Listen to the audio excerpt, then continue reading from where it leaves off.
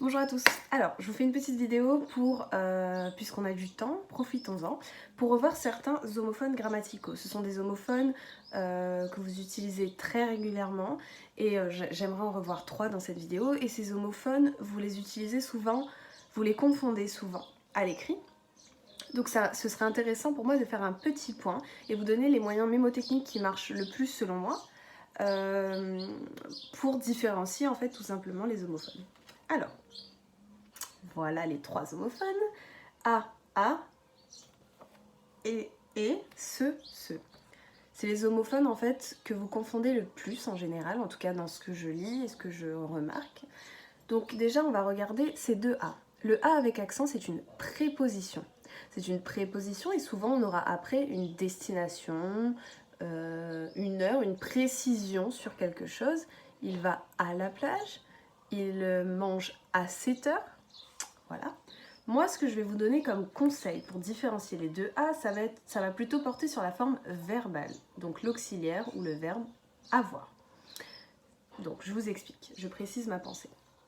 En fait, vous voyez que ici, le A sans accent, j'ai mis une petite flèche et j'ai mis AV. Parce que vous pouvez tout simplement, si vous avez un doute, substituer cette forme au présent par la forme à l'imparfait. Et ça vous permettra de vérifier finalement que le A sans accent est la bonne orthographe. Si je vous dis il a froid et que vous pouvez remplacer par il avait froid, a priori cette forme verbale fonctionne. C'est donc un A sans accent.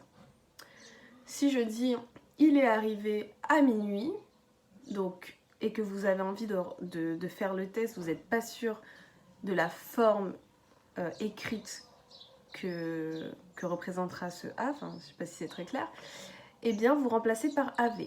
Il est arrivé à minuit, il est arrivé avait minuit. Ça ne se dit pas, il est arrivé avait minuit. Donc, je vais plutôt opter pour cette forme verbale-là, le A. Ensuite, les deux et. Ici, le et est une conjonction de coordination, ET, et donc en fait, ce et-là, il vient ajouter une idée supplémentaire. Je mange des pistaches et de l'avoine. Donc j'ajoute une idée, en plus, un supplément, c'est à ça que sert cette conjonction de coordination. Donc ça peut être un premier élément de repère. Et même chose que j'ai faite ici, et EST, comme vous le voyez, c'est la forme verbale. C'est en fait le verbe ou l'auxiliaire être. Donc quand j'ai un doute, si je dis il est minuit, eh bien je peux remplacer et par été. Le fait de remplacer et par été, ça me permettra à moi de vérifier que j'ai bien un verbe. Il était minuit? Oui, ça fonctionne. Il mange du pain et boit de l'eau. Il mange du pain, était, boit de l'eau. Ça ne fonctionne pas. Donc, autant pour A que pour EST, pour ces deux formes-là, je vais vous demander de remplacer à chaque fois, ici, par la forme à l'imparfait, tout simplement. Cette flexion-là, elle va vous permettre de vérifier, dans un premier temps, si vous utilisez bien la bonne orthographe. Ici, c'est un petit peu plus complexe et ça revient énormément. C'est la différence entre ce, SE, et ce, CE. Ce SE, comme vous le voyez ici, c'est en fait un pronom personnel réfléchi. C'est pour ça que j'ai mis PPR. Bon, c'est clair pour moi, si ça l'est pas pour vous, c'est pas très grave.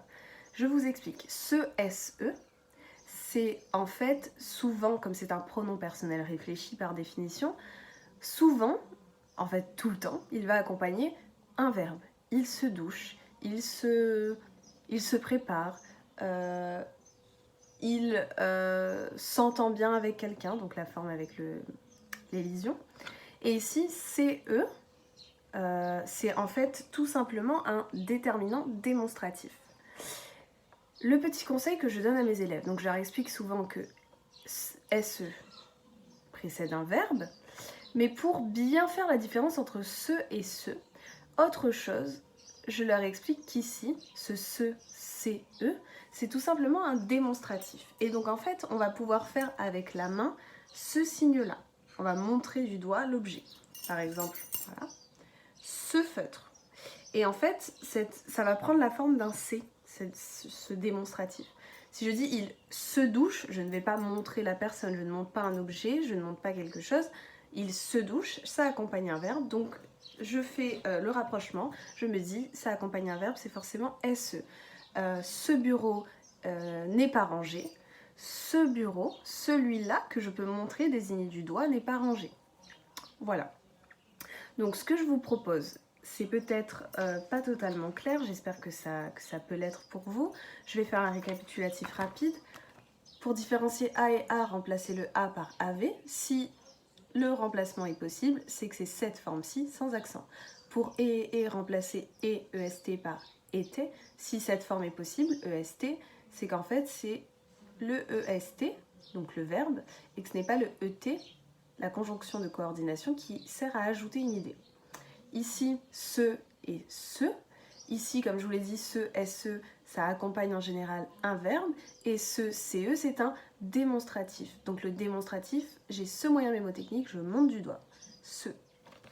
Voilà. Bon, j'espère que ça va vous aider déjà dans un premier temps. Et je vais vous mettre dans la barre d'information des sites qui vous permettent de vous entraîner pour différencier ces différents homophones.